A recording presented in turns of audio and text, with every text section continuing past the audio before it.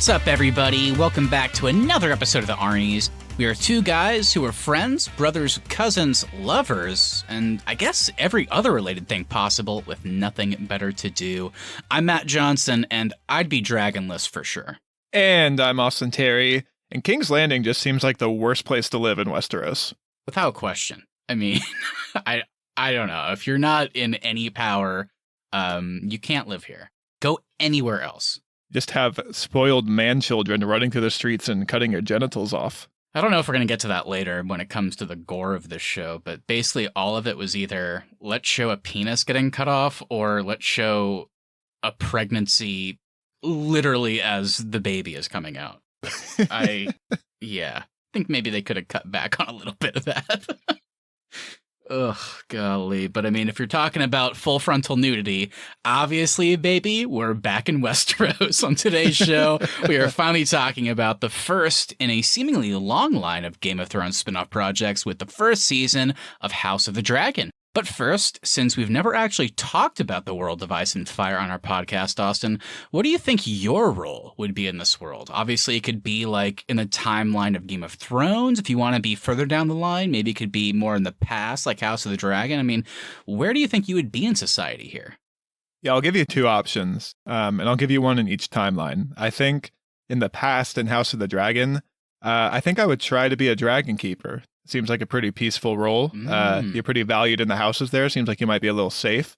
And then in the future, in Game of Thrones, I think I'll try to be the direwolf keeper. Get to pet some puppies. Once again, pretty valued to the house and kind of out of the way a little bit. I just try to stay out of the way as much as I can. I appreciate that. I think that based on your personality, I could totally see that happening and going without a hitch.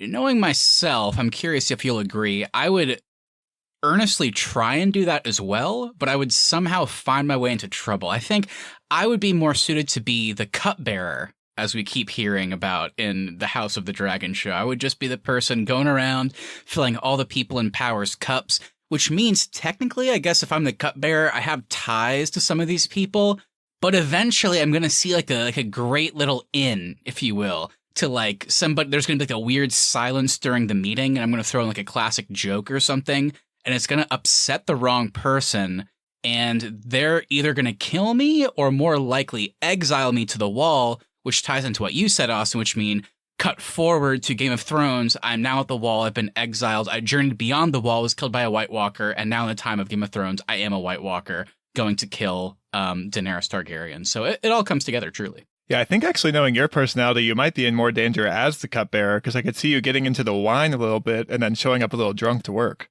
Yeah, I could show up drunk one day and then make that joke that I just mentioned and get exiled. I guess what I'm saying is either way, I'm going to be the cupbearer and I'm going to be exiled to the wall. But I actually think in this universe, exiled to the wall is like the best case scenario. Yeah, it sounds really bad, but as we've seen, could be worse. I mean, the wall, you're going to be cold for sure, but those coats seem pretty furry. You got some bros around you? You play cards every night? Got some good friends. Nobody's cutting off your genitals? Well, unless you're Jon Snow and, you know, you're perceived to be a traitor and then like 5 of your friends do stab you to death and you have to be resurrected. So I guess there's pros and cons to be sure. But he is alive. See, that's the key in Westeros. You find right. a way to stay alive. That's right. And then he hung all 5 of his perpetrators. So I guess our point is in the world of Game of Thrones, I don't know if there is a good outcome except for Austin, who is just being a dragon keeper and a direwolf keeper. So more power to him. Let's hope that works out. All right, let's go ahead and get into the main topic of today's show. House of the Dragon is set 172 years before the birth of Daenerys Targaryen, the Mother of Dragons. It follows an ensemble cast and portrays the beginning of the end of House of Targaryen, as well as the events leading up to and covering the Targaryen Civil War of Succession known as the Dance of the Dragons. So I don't know about you, Austin. Maybe we'll get into a little bit here before we get into spoilers for House of the Dragon specifically. But, you know, Game of Thrones was kind of the it show for a long time. I think starting in 2010 or 2011, if I remember correctly, and running through 2019, which feels like ages ago that we were last talking about Game of Thrones, but in reality, you know, only a few years. And certainly, I can't remember where you were at, but man, that last season in particular was, oh man, I just did not like where most of our characters ended up. I did not like how quickly paced a lot of that conflict was, and especially the resolution. So, at least for me, it was certainly, that show is one of the all-time greats in my opinion, but it left a terrible taste in my mouth. So when they announced all these spin-off projects, I was, a little bit, it's not that I wasn't excited about the idea of them, but I just wasn't super anticipating new Game of Thrones content, especially, like I said, it's only been a few years. And I kept hearing about it because once it premiered, I stuck to my guns. I was like, I just don't feel like watching this. I'm not in the mood to get back into that world, even though I loved Game of Thrones for the most part. I think you heard about it from me because every Monday I was like, hey, Matt, did you watch House of the Dragon yet? And I was like, no, I haven't yet. Yeah, I don't know what it was. There was just something that kept me away. I just wasn't ready to dive back into that world. But then after a few weeks, I finally did. And yeah, I'm excited that I watched it. I'm glad that I was able to binge most of it. And I'm excited to get your thoughts because let's just get into it, Austin. I mean, what were your thoughts, I guess, on the ending of Game of Thrones? And what were your expectations going to House of the Dragon just a few years later? Were you ready to dive back into this world? And after you kind of go into that whole rigmarole, let me know just your kind of general non-spoiler thoughts on House of the Dragon now that season 1 is done and we know there is more on the way. Yeah, I'll pretty much echo your sentiments on Game of Thrones. At its peak, it was one of my all-time favorite shows. That last season, just like you, and I think I have never seen a show so unanimously where everyone is like, yeah, that last season's terrible. I do think the last half of that season is really where the downfall is. I think people tend to forget that the first half of that season was pretty solid, and then it just took a dive bomb. But it did definitely end leaving a bad taste in my mouth. And I've always felt like that story was done. And then when they announced all these spin-off projects and prequels and stuff, I kind of like you, I was like, this just feels like HBO, they miss the streaming numbers from Game of Thrones. They're trying to double dip. They're trying to get back into the universe. And so I also thought at the time, I'm probably not going to watch House of the Dragon. And then the marketing picks up, and then you get to premiere night, and I do not have the same willpower that you do, because the second premiere night for House of the Dragon got here, I was like, all right, baby, back into Game of Thrones, let's do it. So yeah. I was excited, when the show actually started. I was always worried that this show was going to feel like, what's the point? And I think that's the highest praise I can give the show, is it does feel like it has its own place in the streaming hierarchies. It does feel like it earned its story. And just going into my non-spoiler thoughts on the show, definitely slower than where Game of Thrones got in the second half of its runtime, but I do think it does kind of keep that slow burn that Game of Thrones used to have in the beginning. So if you're into the politics, if you're into the human stories of Game of Thrones, I think you'll really like House of the Dragon.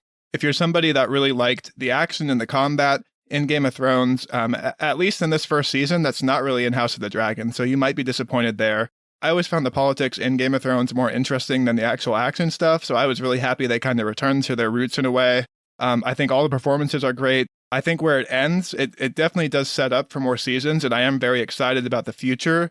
The first half is a bit of a slow burn, but as we get into that second half, I came away really high on this first season of House of the Dragon. Yeah, I'm pretty much right there with you. It's interesting. Maybe, I don't know about you, because I know you and I have talked about Breaking Bad, and Keith and I are huge Better Call Saul fans, and you've talked about before, kind of in contrast to Game of Thrones, that you never wanted to watch Better Call Saul or kind of anything outside of Breaking Bad because that show ended so perfectly for you. So maybe in a weird way, the fact that Game of Thrones had such a fucking dud of an ending, we were like, all right, yeah, I guess I'm ready for more.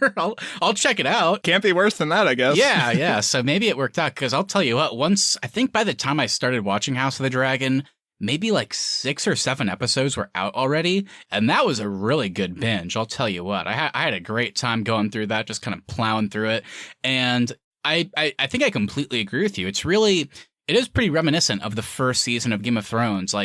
All the characters, for the most part, are together. I imagine as the show goes on, we're going to get more split stories like we kind of got used to in future Game of Thrones seasons, but I'm definitely down with that, and the politics of this show are incredibly interesting, which I think the same could be said about Game of Thrones, but as Game of Thrones went on, it's almost like each character's story felt like a different genre in some ways. Jon Snow, a lot of the time, felt more action-based.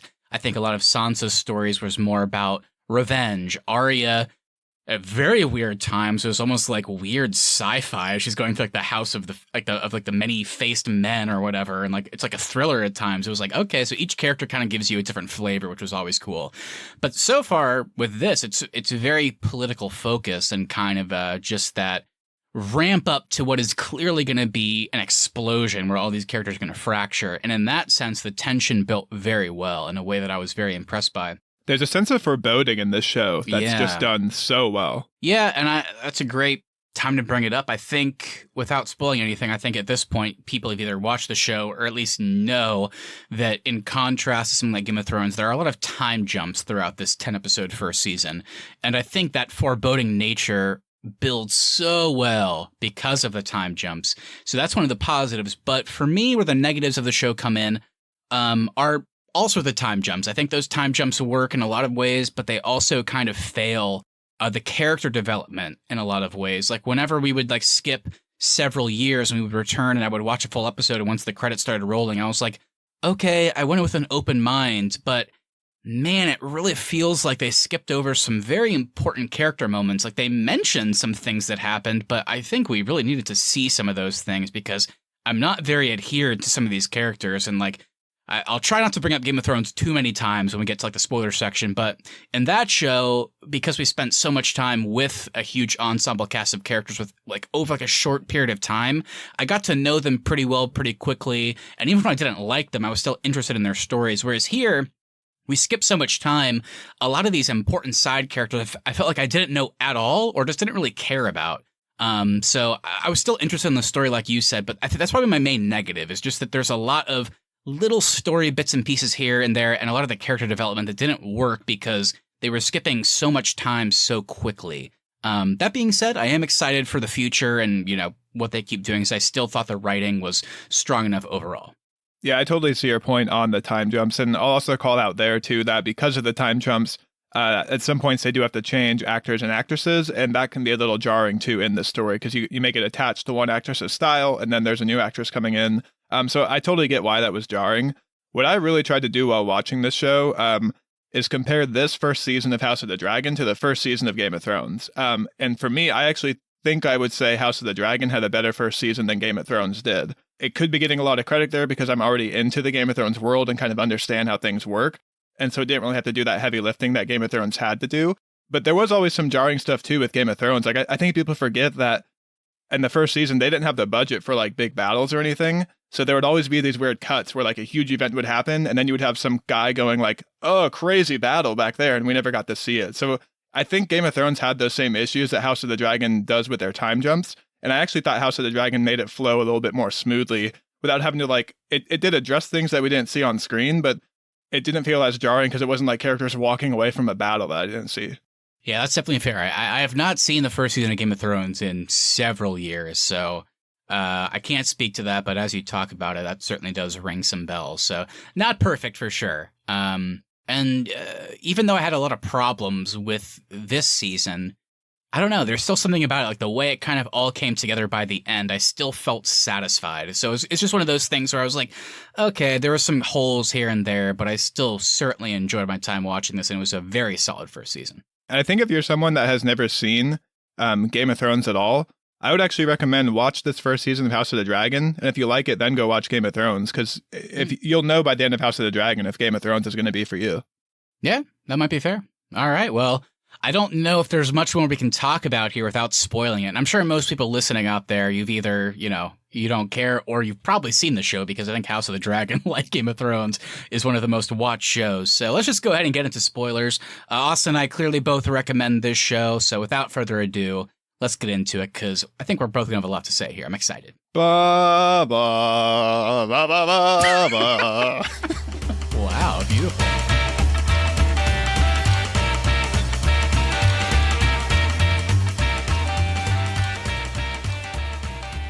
All right, everybody. Well, with that, I'm sure you heard before our transition Austin's beautiful, beautiful rendition of the Game of Thrones theme. So that's probably the perfect transition into our cast and crew talk. So Austin, please, what do you got?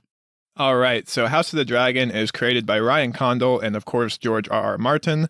In addition to creating the show, Condal serves as a showrunner on season 1 with Game of Thrones veteran Miguel Sapochnik. Also interesting to note, Sapochnik left the show after season 1, so Condal will showrun the future of House of the Dragon going forward. This season had episodes directed by Sapochnik, Greg Gitanes, Claire Kilner, and Geeta Vasant-Patel. These episodes were also written by Condal, Gabe Frasenka, Ira Parker, Charmaine the Great, Sarah Hess, Kevin Lau, and Eileen Shim. And our score is composed by Ramin Djawadi, who is returning from Game of Thrones, and of course, based on Fire and Blood by George R.R. Martin.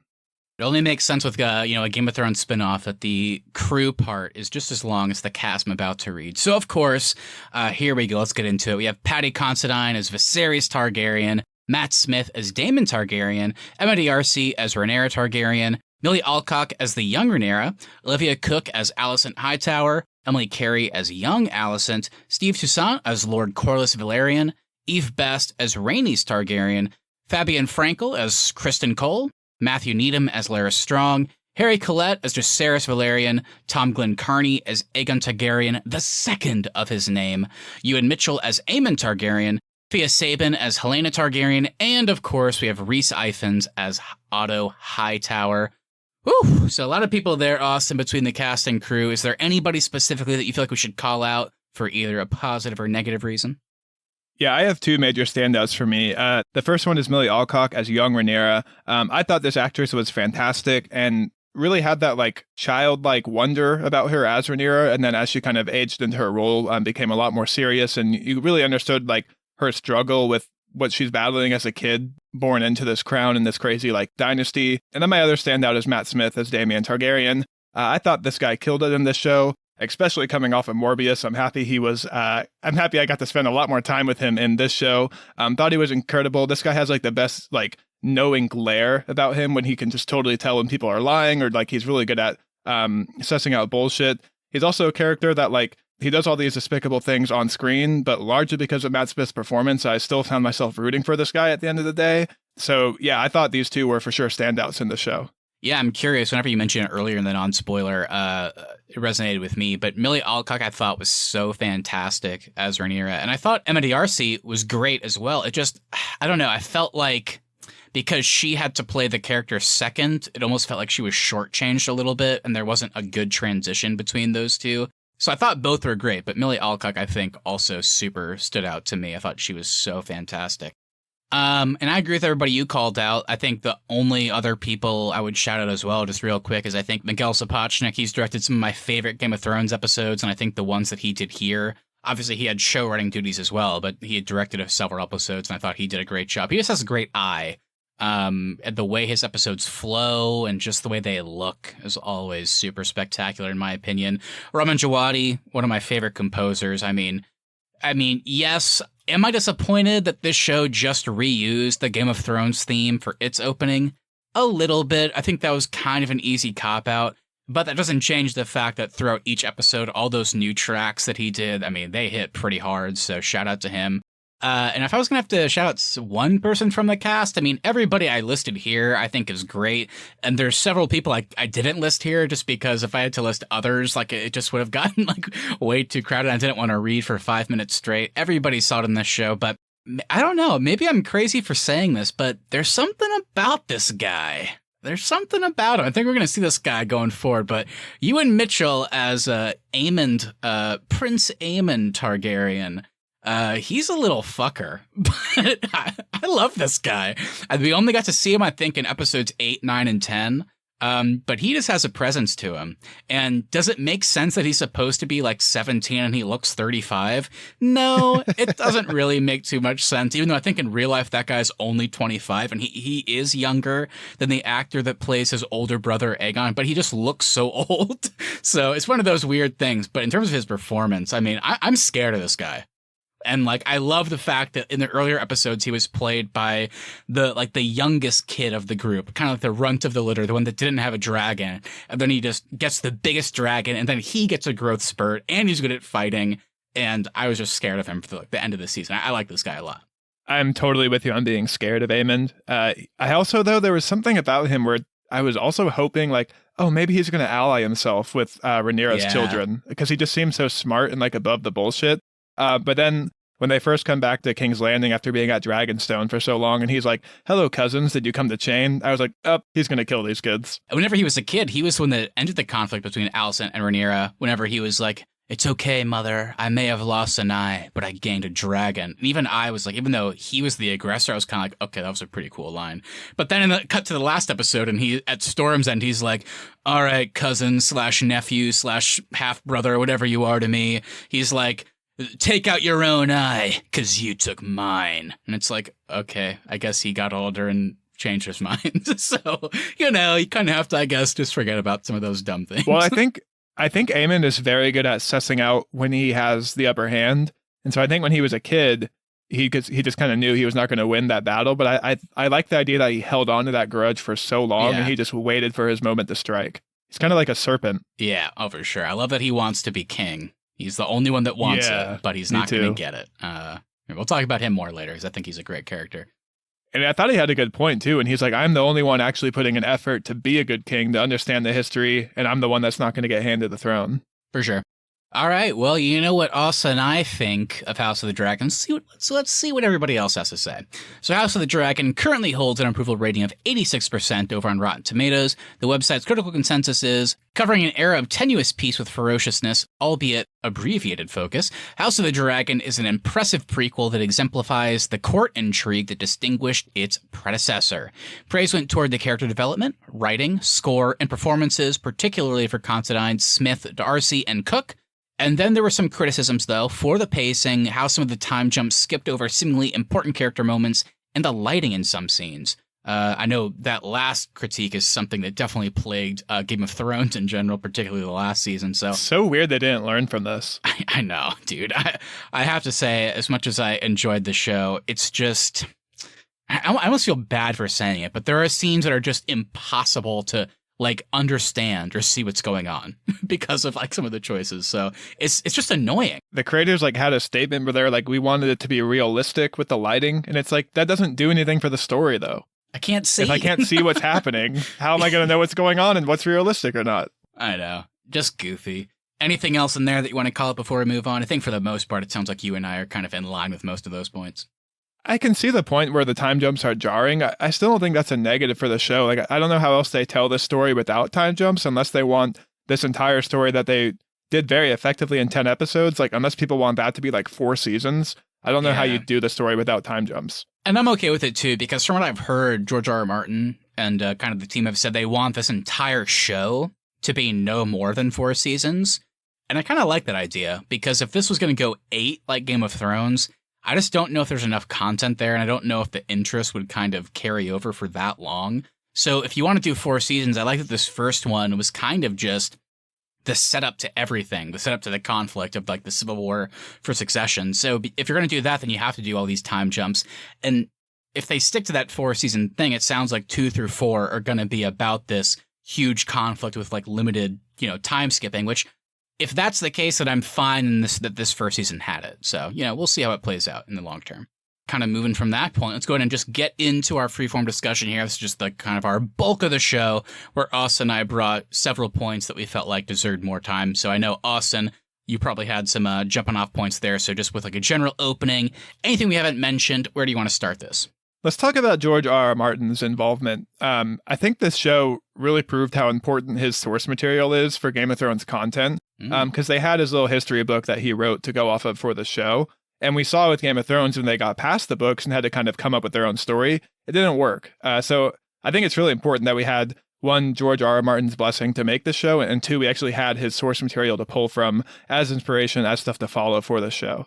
I think that's a great point. It's also nice that, I guess I could have looked this up, but I don't know what his official role was in Game of Thrones. I'm sure he was an executive producer. I know he had he consulted with David Benioff and D.B. Weiss, but I don't remember how much of an active role he had. But he is credited as the creator, the co-creator of this show.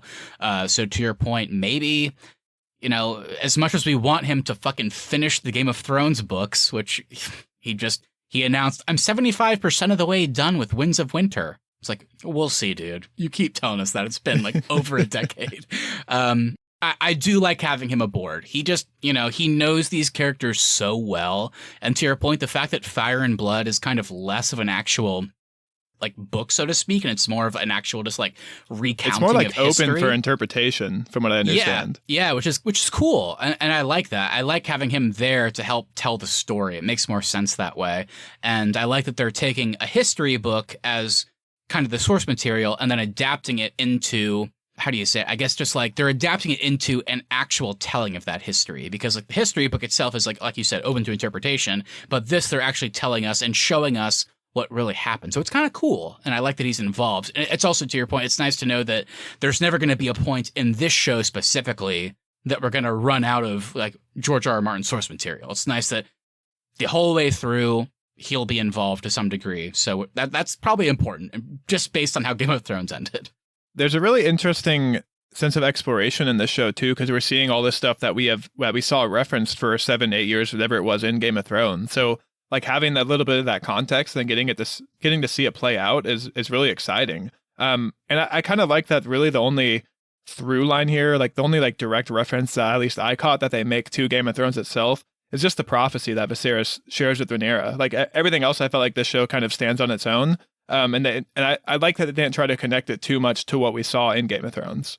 Yeah, that one was kind of hit or miss for me. I'm glad you brought it up just so I didn't have to wait too long. But in the first episodes, whenever it first came up and he's just saying it, and it feels like there's no subtlety. It's just saying, "Oh, there's a threat coming from the north," and even calling it a song of ice and fire. I was like, okay, that was goofy. Okay, writers, let's hold it back a little bit. So that stuff I didn't love, but I can't deny that there was like some really badass moments that came of it, especially in the last episode when Rhaenyra is like referencing it, and then Daemon is just like, "What are you talking about?" And then she even, after getting choked out by him, which was really fucked up, even she's like, "Oh, Viserys never told you," and she starts laughing at him. It was like, okay, yeah. So obviously, and that's what I liked about the prophecy too. Is it had an impact on this show too, because it made Daemon realize he was never ever seriously considered for the throne ever. Exactly. Even when Rhaenyra wasn't around, because obviously he was the heir apparent for a long time before she came into the picture. So that was super interesting. And then, of course, I mean, the prophecy, probably the biggest part it played was, again, a part that I thought was a little goofy, was in Viserys' dying breath. He starts reciting parts of the prophecy, and he thinks Rhaenyra is there, but it's actually Alicent, and then she hears the word Aegon. And I don't know. Look, I'm not a parent, and I'm not a parent to an heir apparent, but the stuff Viserys was saying, I just didn't think there was any way any normal person would interpret that as like, oh, he's talking about my son that needs to be king. I was like, okay. He said Aegon a couple times, but he's not talking at all about that. But I know Alicent is caught up in all that shit, so I get it. But we also know Alicent wants more than anything for her kids to be in line for the throne to preserve their safety. So in my mind, I don't think she like nefariously tried to twist it as words. I think she just heard what she wanted to hear and then just moved on with that. Yeah, which is another good writing moment. It was a little bit goofy, but still, I think it ended up coming to a good place for sure. And episode 9, where the coup happens, is my favorite of the show. I thought that was executed so well. I thought it was really good payoff to everything that had been building up for the prior episodes, and it felt like classic Game of Thrones to me, with like the conniving and going behind people's backs and locking people in dungeons to keep the word from getting out. I thought that episode was perfect. Yeah, I like that one a lot too. Just the whole politicking of it all. Are there things that I don't like? Yes. And I'm very curious to get your thoughts on Otto Hightower in general. I thought Rhys Ifans, I really like Rhys Ifans as an actor. And in this show, I thought he was great. I do think he might be the character that suffers the most from the time jumps, because it only ever feels like to me that he's just a like finger twirling dastardly villain. I never got much else from this guy, and I wanted to.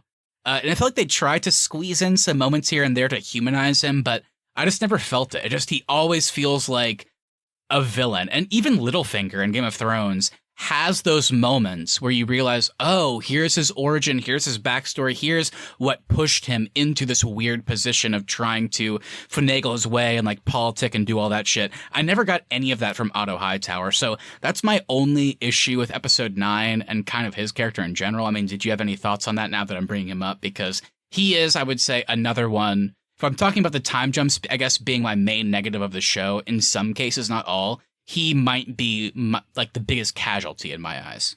I'll echo you on the performance, but I think he might be my least favorite character of the show. And not in terms of like, oh, the character is so evil, just in terms of, I just found him kind of annoying. Like every time he popped up, it's kind of like your point. I just didn't really care about him. The only thing I liked about Otto is how he influenced Alicent, one as a kid, and then two, like how he kind of like took the wheel and steered the coup into existence, basically in episode 9. But I never understood what he wanted other than he just wants someone from his family on the throne, I guess, which is that it? Just everybody else in this show too. So he didn't really like stand out to me. Another like dog shit character, Kristen Cole, who I loved in the beginning, and then just they do a time jump after Alicent finds him about to commit suicide, and then it just cuts and he's like the worst guy in the world. The time jumps did him the most dirty, I thought, because we didn't get to see any of his relationship with Alicent to understand why he's so loyal now. Yeah.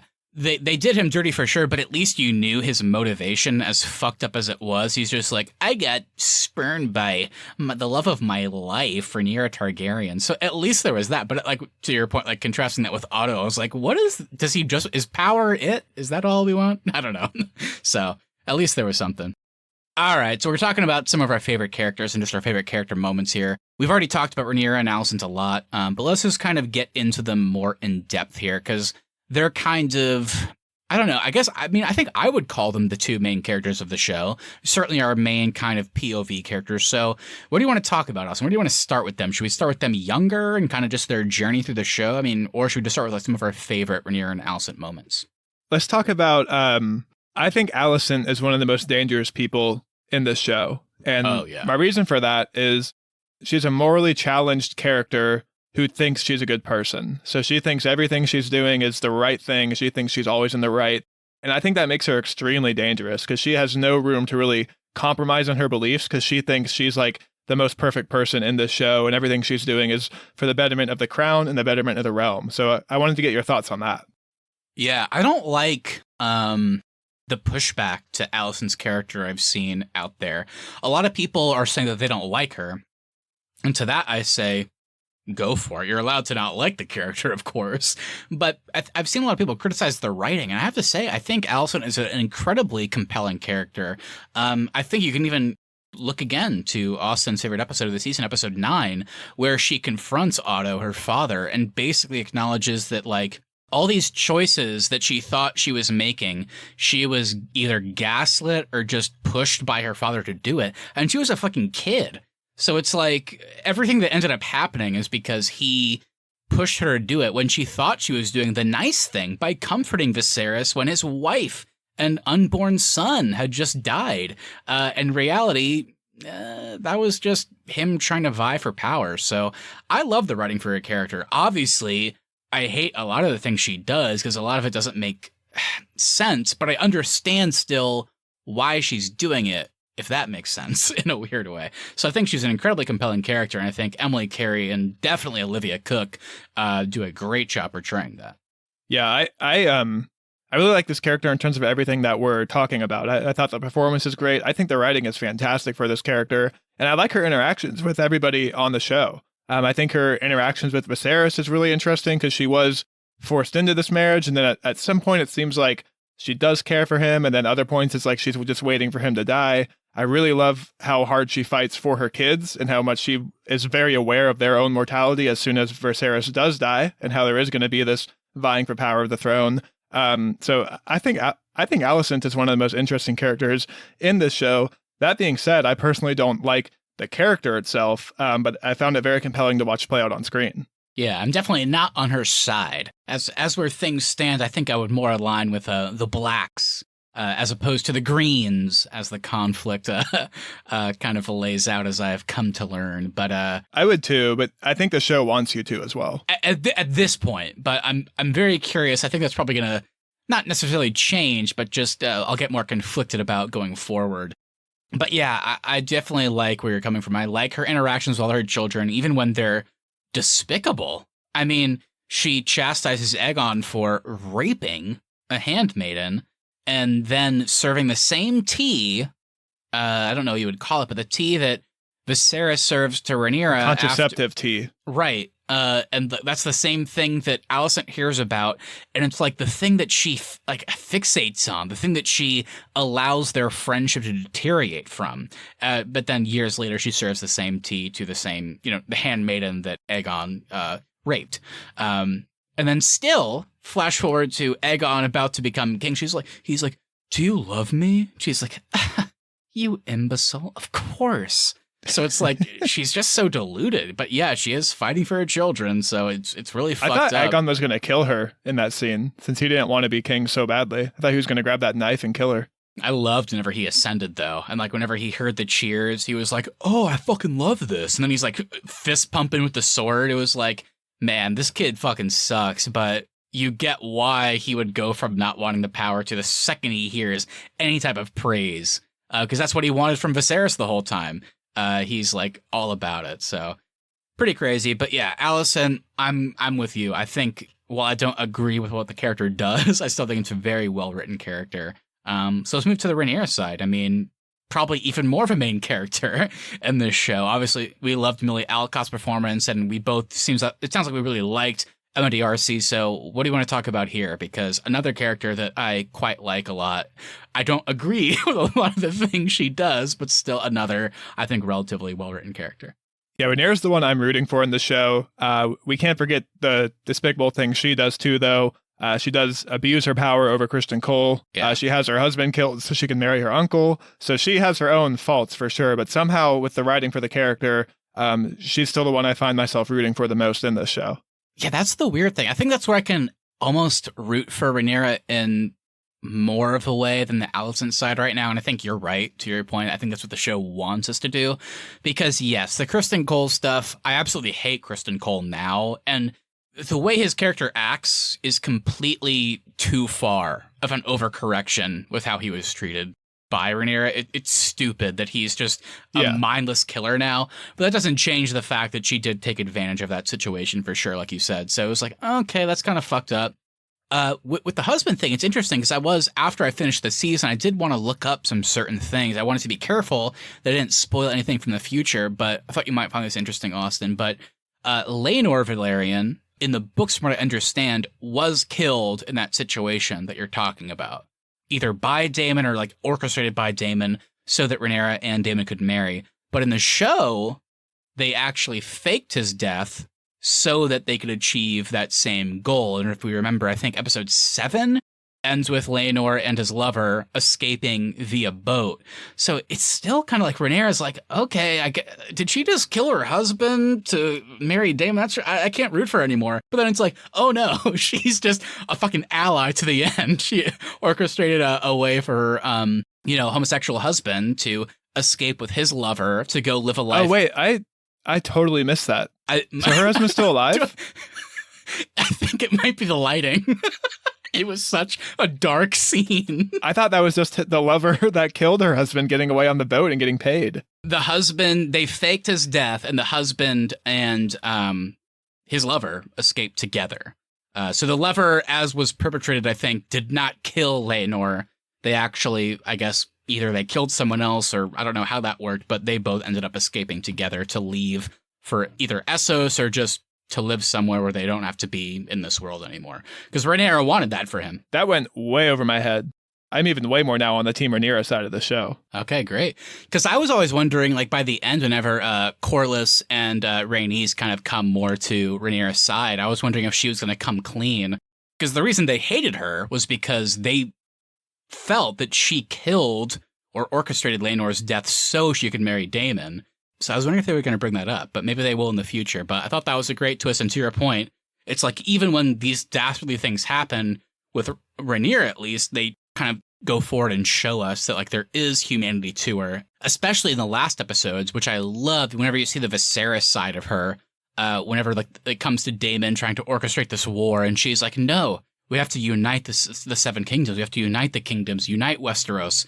And because not only of the dream, but just because that's the right thing to do. And it's not until, her son dies that it's like, uh-oh, I think war is going to happen. So she tries to do the right thing despite some mistakes along the way. I think that makes her a very relatable and, a character that we can root for. Her final moments in the finale I thought were really great. Just seeing how willing she is. She's almost willing to give up the crown to avoid all this bloodshed, which I thought was you can definitely see, like you said, the Viserys effect on her. And for a Targaryen, I thought that was cool to see from what we know about the Targaryens from Game of Thrones.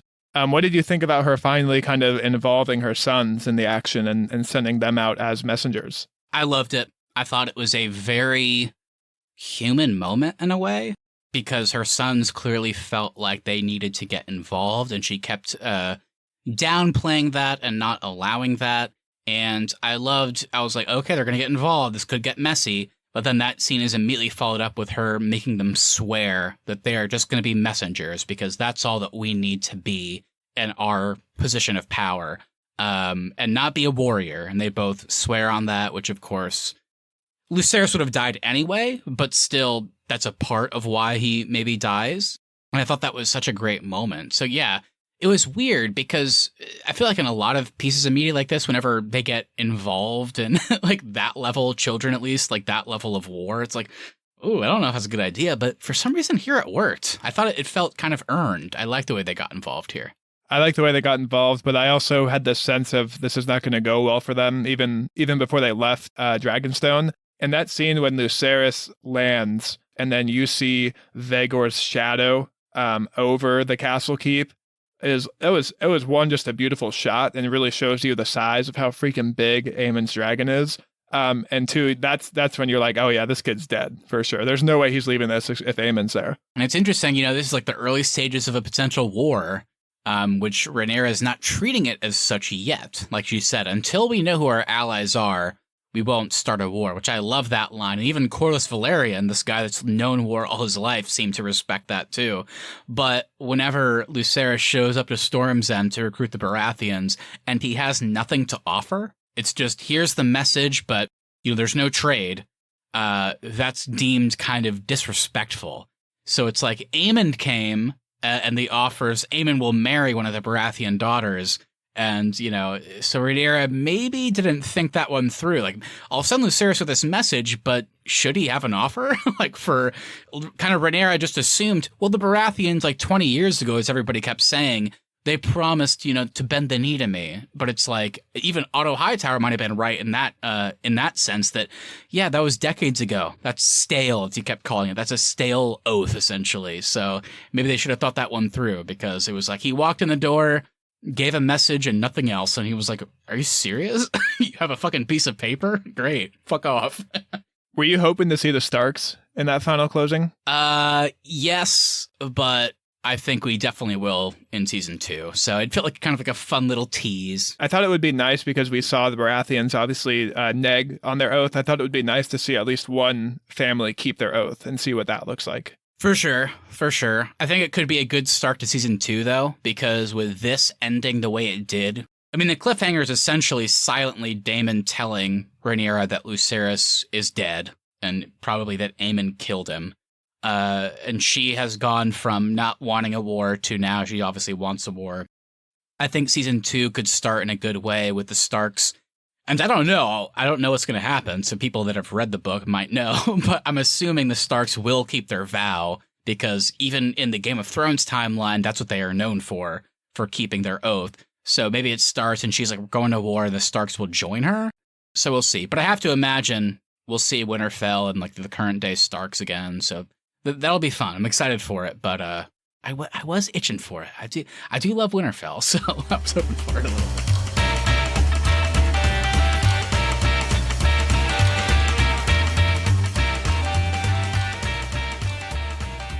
So let's go ahead and get into our kind of our last big character. That's Daemon.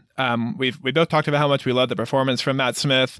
I thought the finale with him was very revealing, because they were, we see him in episode 1, where he's, just kind of a bloodthirsty guy. We see him in the following episodes kill the wife that he's married to and do some other stuff.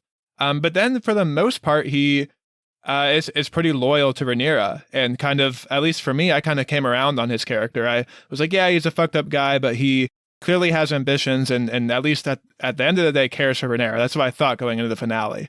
And then you really see his true colors come out when he chokes Rhaenyra. You can kind of see that the only thing Daemon cares about is power. And if Rhaenyra is not going to go to war and make a bid to keep her power, it seems like he's not very interested in Rhaenyra anymore either. So wanted to get your thoughts on Daemon in this show. Yeah, an incredibly interesting character that I still, after 10 episodes, don't know what he wants. I'm not entirely sure. I think, in general, you're right. I think Daemon is a character that lived for, I don't know, I guess 25, maybe 30 years assuming that when Viserys died after not having kids for so long, that he would get to be king, right? So he, I think, probably prepared in his mind, much like Aemon did, that he would be king. And then that doesn't happen. He starts having kids, but then the only kids that he has is Rhaenyra. So I think even then Daemon's like, this is great. They're not going to make a woman king, right? They're not going to have a queen. They've never done that before. So I'm going to be king. It's going to be great. And then he gets exiled, and then he tries to have sex with young Rhaenyra, which I guess the Targaryens is okay as long as you're over 14. They mentioned 14 too many times in the show, and it made me uncomfortable. As long as you're over 14, basically, like, you're good to go, essentially. Well, you remember when Viserys goes on a date with a 9-year-old? He's like a 55-year-old man. That was disgusting. Ugh. Even he was like, I can't do this. But it was just gross. Well, it's even a gross line whenever her parents are like, well, she'll be 14 in like 6 years. That's what I mean. Okay. They keep saying 14. It's like, is that the age of consent? I don't like this. Ugh. Anyway, with Daemon, so then he clearly exhibits that he is interested in Rhaenyra, right? Well, he even asks Viserys to marry her to him. Right. But then he gets exiled, and then he has 2 children, and then their mother dies in childbirth, and then he doesn't really seem to care about them or communicate with them ever again.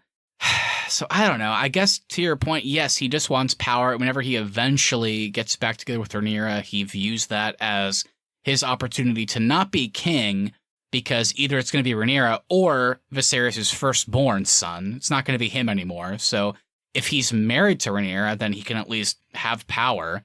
Yeah, I don't know. I guess we should talk more about that moment in the season finale whenever he chokes her. Let's talk more about that, because I was kind of rooting for him as well, even though he's a terrible person. Like, terrible. It's a little bit like what we talked about last week with Andor, where the writing is so compelling here that we find ourselves somehow rooting for Empire characters. Same thing here with Daemon. Like, I found myself rooting for Daemon, even though I have seen him do terrible things on this show.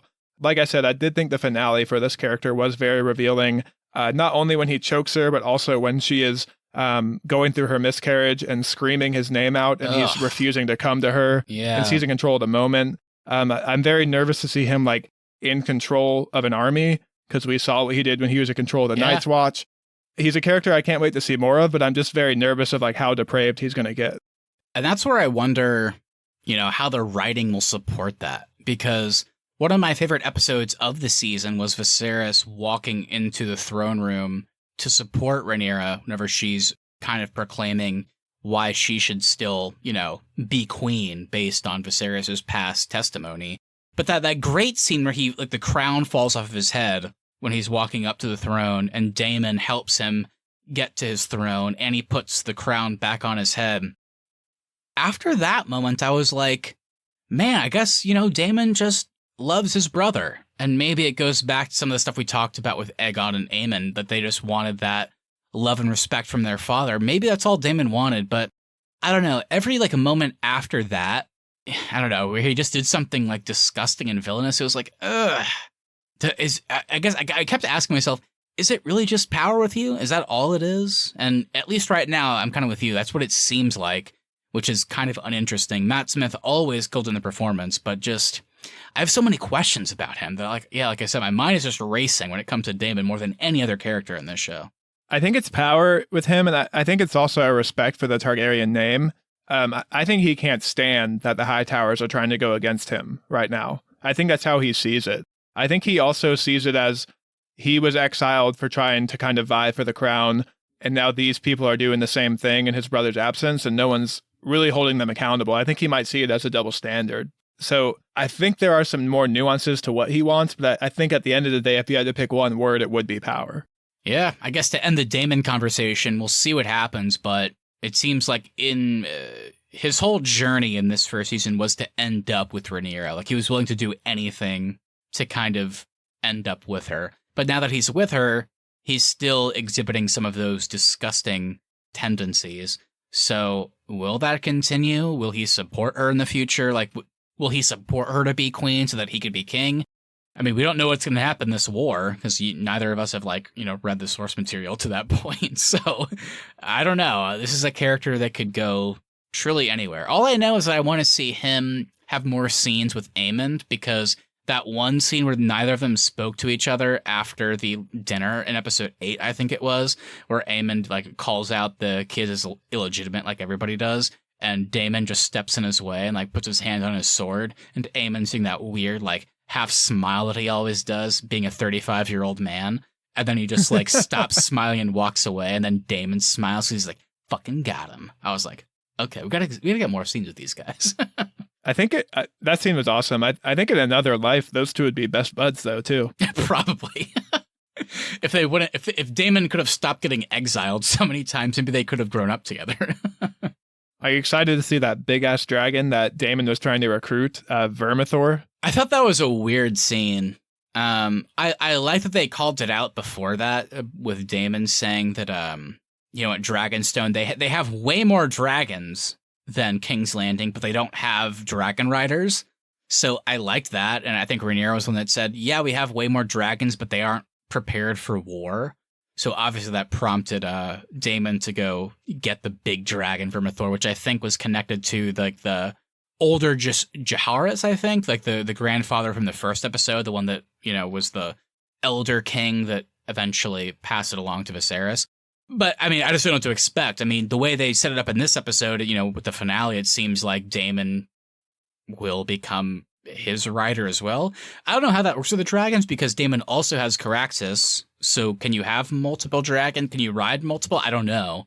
So I guess they're just setting up that, like, oh, Aemond and the Greens, they have Vhagar, like the biggest dragon, but hey, we have a fucking big dragon too. So I'm not sure exactly who's going to ride it or what they're setting up there. Yeah, from what I understand, apparently Vhagar, who is Aemon's dragon, that dragon the nickname is the grandmother of dragons. That's one of the OG dragons. Like there were 3 big ones that were the conquerors, essentially. It's actually the smallest of those 3, but it is the last remaining one of the original 3. And then Vermithor is a descendant of one of those 3, so also very big, and kind of comes from that original lineage. So apparently Vermithor is like one of the few dragons today that would have a chance to go up against Vhagar. Okay, yeah, so there you go. So they're clearly just trying to set up, because I guess before that we probably saw, Vhagar kill Lucerys and Araxes, so this was the way to set up, well, we got a big dragon too, so I'm excited to see more dragon fights, ones that aren't, as easy to win, maybe. Ones with a bit more conflict will be kind of fun to watch. All right, so I think there's really not more of a natural place to kind of leave off our discussion on House of the Dragon than the 2 questions I have prepared for you, my friend Nat. And that's A, are you excited for season 2 of this show? And then B, maybe more importantly, are you excited for the expansion of the Game of Thrones universe? Because there are a lot more of these spinoffs in development. Yeah, I mean, like I said at the very beginning here, whenever Game of Thrones ended, I was not excited at all for spinoffs. But after finally binging most of and then watching the last couple episodes of House of the Dragon Season 1 week by week, I cannot wait for Season 2. I'm very excited. I think this is a natural place to end. I'm sure there'll be some complaint. It's like, well, you kept setting up with the civil war between, the Targaryens, which I guess technically you could say is, the Targaryens versus the Hightowers. But I liked this first season, even though I had a lot of problems with the time jumps and how they skipped over like important character stuff, in my opinion. I think we're going to get into the future seasons and we're not going to see that anymore. We've gotten our established characters now, right?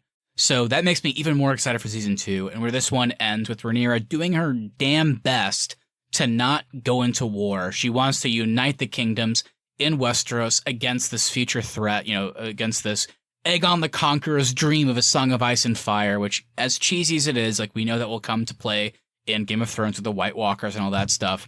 And then with the whole Aemond and Lucerys thing, that accidental death, doesn't matter if it was an accident or not, watching that one take of Daemon walk in and clearly telling her what happened, and she turns into the camera and she's like, never mind, we're starting a fucking war. I can't wait for season 2. I have no idea what's going to happen. I'm even more excited than I was going into this, even like halfway through the season, of like seeing these characters interact again. Like, can you imagine now, like, is Rhaenyra and Alicent going to have a conversation again? Like, just them? Or, like, I don't know. So I'm really curious how that's all going to go. Cannot wait for season 2. Yeah, I think I'm right there with you. I think the only thing I'm upset about is that we have to wait until fucking 2024 to see season 2. But yeah, I thought this first season did such a good job of laying the groundwork for the future. I think they're actually in such a good foundational spot to do a ton with the Civil War. This went from being like one of my, like, not least anticipated, but like least interested in shows of the year to now like season 2 might be my most like anticipated thing beyond like Andor season 2 to come out in the coming years. Yeah, and it's also cool that we saw a lot of like key characters interact in this season before all the shit went down. Like, it's crazy to think that there was a dinner scene that both Rhaenyra and Aegon were at. Like, can you imagine now in season 2, Rhaenyra and Aegon interacting as like the current king and the queen that feels that she deserves like the throne? Even just Sarah's too being at the table. Like, they'd be put to the sword, as they say. Yeah, so I can't wait. I'm really excited. I liked that I wasn't excited for season 1, but then I thought season 1 was good enough to get me super pumped. And I just hope that they don't have those same time jumps. I don't think they would, but since that was my biggest problem with season 1, I'm even more excited for season 2 because I can't imagine why they would have those same things with this war about to start. So that gets me even more excited. I think we're all going to be grateful for the time jumps when we open with season 2 and it's just a fucking war that we get to see for a full season. For sure. And then to your other question, because I'm so kind of amped on this, I'm also, I think, a bit more open and anticipating any future project that they end up doing. Game of Thrones, I think, works so well on its own, despite that last season. But I think, with different people involved, different teams, and maybe here and there having some George R.R. Martin oversight, I'm pretty open to kind of any project they attempt to do. I mean, why not? I'm excited to learn more about this world. Yeah, I think in regards to other spinoffs beyond like House of the Dragon, it kind of goes back to what we talked about at the beginning of this episode. I think having source material and George R.R. Martin to pull from really helped this show. So I'm nervous for some of these other things that have been announced. The biggest one being the Jon Snow show with Kit Harington returning. That takes place, apparently it's a sequel to Game of Thrones, which makes me very nervous because we are very far beyond the source material there. There are other things that have been announced, like 10,000 ships and the voyages that are set kind of within this time period, which I think could be really fun. But anything like beyond where the source material is, I don't have a lot of faith in that still because of the taste that the finale of Game of Thrones left in my mouth. Yeah, I think a lot of the prequel stuff I'm excited about because George R.R. Martin has really done so much work with like in regards to stories that take place before Game of Thrones, whether it be in, Fire and Blood, obviously, but then just other like historical, like fictional texts. Almost like what Tolkien did with the Silmarillion for Lord of the Rings. So it's like, I'm not really worried about the prequel stuff, kind of to your point. I'm excited about some of those things. But while the Jon Snow sequel is super interesting, because it's like there's a lot of characters and storylines that we could see continue, I am nervous. I mean, you have to have a great team involved. I mean, David Benioff and D.B. Weiss, I think, are going to be nowhere near that thing. Not that they didn't do a great job on the first seasons of Game of Thrones, but if they get a new team together, and it seems like George R.R. Martin, even though he hasn't written that stuff yet, it seems like he would still be involved. It could be cool. It could be interesting to see where that goes. I mean, I always think about that one of those final scenes in a Game of Thrones where Jon Snow kills Daenerys and then Drogon? Whichever dragon was left. Picks her up and instead of killing Jon Snow, just carries her away. And there was a mention of, the Melisandre, like those people that resurrected Jon Snow. There was a mention of them earlier in the season, so maybe she gets resurrected, and then does that start a whole nother conflict? I don't know. They have tons of opportunities and storylines they could potentially go with a sequel because, so many people are still alive. So it's exciting in that sense because it's like, oh my God, what's it going to be? But to your point, I feel like that show almost needs it just needs a really, really good team behind the scenes to feel good about. It's a weird show too, because it sounds like Kit Harington just like kicked down HBO's doors one day and was like, hey, I need a paycheck. Let's make a Jon Snow show. Help me. Yeah, he's like, I'm not doing anything else. I'm the boyfriend character in Eternals, so maybe I'll come back to Marvel, but in case I don't, can we do more Jon Snow stuff? Please, guys, I really don't want to get a day job. Please, please. His pitch is just help me. I've discovered I'm really not that great of an actor unless I'm in a Game of Thrones show. I love being monotone. Please let me keep doing that. I am excited for the idea. Like, I'm going to be the first person to watch it, but I am nervous about that one, kind of to your point. The prequel stuff, I want to see more about Corlys Velaryon and the Snee Snake that we kept hearing about. Like, that kind of, the Velaryon, that fleet. I'm like, that sounds pretty cool. I'd like to see some adventures there. I want to see Dorne get founded by Princess Nymeria. So, you know what? I'm down for the prequels, but please make the Jon Snow show good, because Austin will be really, really sad if that show is on the territory of Obi-Wan Kenobi. That will be really bad for him. Just so we're clear for the listenership, Princess Nymeria finding and founding Dorne, that is 10,000 Ships, which is another show coming from Game of Thrones. And then Matt also referenced Corlys Velaryon and the Sea Snake. That is 9 Voyages, which is also another spinoff in this world. One of these, I can't remember which one, has been pitched basically as a pirate show set in Game of Thrones, which sounds really sweet. So whichever one that is, I think is the one I'm most excited for. Yeah, I don't know if that's 10,000 ships or 9 voyages. Both sounds like they could be somewhat similar, but not a bad thing. I'm excited for any animated projects they do. It sounds like HBO Max is considering a few of those, so that could be kind of a cool new take on Game of Thrones, especially if it's like a more of an anime style. I could see that really working well. And then I know George R. R. Martin has written several novellas that kind of are in the Tales of Dunk and Egg series. Kind of a funny title, but those are the nicknames of 2 characters, and it's kind of a series of adventures that follow a future Lord Commander of the Kingsguard, as well as the future King Aegon Targaryen, the 5th of his name, so several generations down the line. So apparently they kind of go on adventures together, then Aegon becomes king, and he's not supposed to become king. He's almost like if Aemond had become king. He's not the brother that was the oldest, so he was not supposed to be king, but then he always was close with this future person that would become his protector and also the Lord of the Kingsguard. He becomes the Kingsguard when he's king, so they go on several adventures when they're younger. So I guess they're trying to develop a show based on that, since Martin has written several stories for them as well. So who knows? Could be interesting. I mean, they're clearly trying to develop 3 to 5 spin-off shows. So we'll see how many of these actually happen. Yeah, anything with George Martin involved, I'm here for it. Anything beyond that, I'm nervous. Ooh, me too. All right, Austin. Well, with that, let's go ahead and get into our awards segment.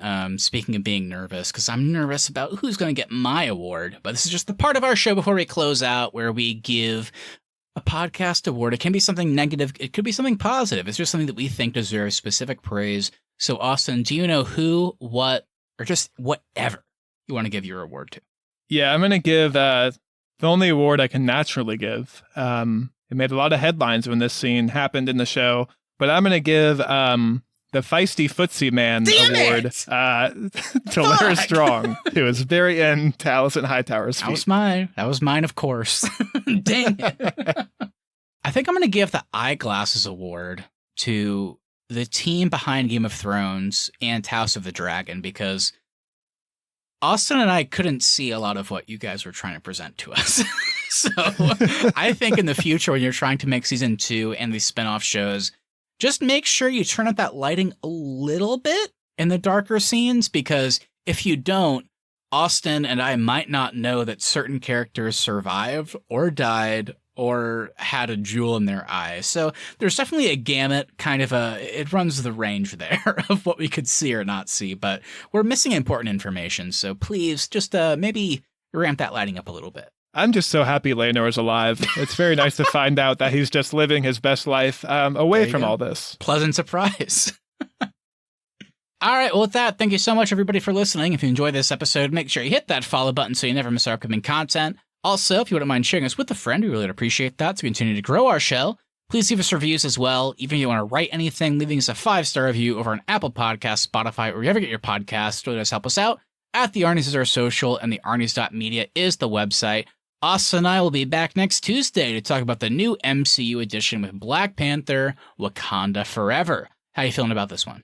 I'm really excited. It's going to be fun to return to the MCU and see how they handle Chadwick Boseman's death. It also looks like we're getting a few new characters introduced, Namor and Ironheart. I'm excited to see how these characters kind of fit into the MCU, and just really interested to see how this movie plays out. Me too. I think it's going to be an emotional ride, which I'm kind of down for. I think it'll be a little bit different than our past kind of more, I don't know, like fun-seeking MCU project. So I'm excited for something a bit more down to earth. I really like that first Black Panther movie. So the idea that Ryan Coogler is still behind the camera here is something that really excites me. Coogster. Yeah, so I'm looking forward to it. I think it's going to be, like I said, emotional, but I think it's going to be a good movie. Fingers crossed for sure. And last week, the three of us went on a journey to a galaxy far, far away. And we discovered, you know what? Star Wars is pretty good. We talked about Andor. We talked about Tales of the Jedi. Right now, Lucasfilm is really knocking it out of the park with their Disney Plus shows. Big step up from the Book of Boba Fett and Obi-Wan. So if anyone wants to check that episode out, be sure to scroll back on your podcast feed and give that a listen. I'll tell you what, I watched the new episode, and I want to talk about it so bad. Austin hasn't watched it yet. He's going to love it. I can't wait. God, Andor's so good. So good. But everybody, lastly, we do want to hear from you. So message us over on Instagram at the Arnies or email us, thearniesmedia@gmail.com. What did you think of season 1 of House of the Dragon? Is Daemon Targaryen going to fuck everyone over? Because it's quite possible. Anything you say, we're going to read on the show and react to it live on our latest episode. And with that, everybody, have a great rest of your week. We'll see you next time for Black Panther Wakanda Forever. See ya. Nothing good is going to come from that kid named Joffrey. Nothing good. How do we not talk about that? Oh, no. Oh, no.